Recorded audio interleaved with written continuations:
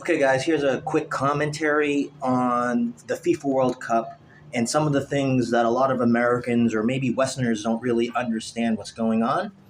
And sure, it's well understood that smaller companies are going to suffer, and people in the local communities where supposedly the FIFA, not supposedly, but where the FIFA events are going to take place, right?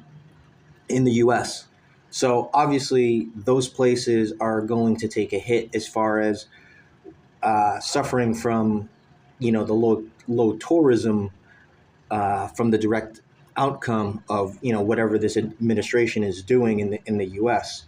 However, nobody is pointing out one key factor that I think that's being overlooked, and the thing that's being overlooked is the fact that a lot of these places that are receiving the tourists, you know, that aren't going to the U.S. are actually probably, I don't, I have no research on this, but if you look at it logically, any company that's outsourced or has presence in another area, a prime example is some company like KFC, where they do really well outside the U.S., whereas in the U.S. they're not as impactful as say if you go to the Philippines, China, or even Ecuador, where KFC is a very popular brand that people go to.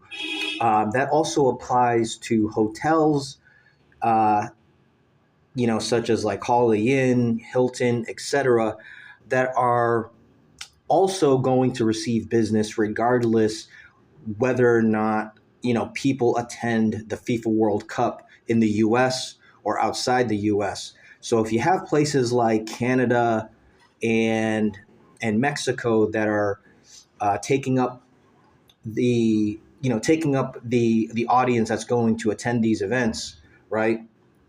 They're going to receive the business, but you also have to take into consideration that the businesses that are outsourced to these areas, and that also includes Airbnb, are also going to find success in those situations. So while it does help the local communities in these other countries, it is also helping the large companies that have presence in these other locations. It's just something to take into consideration.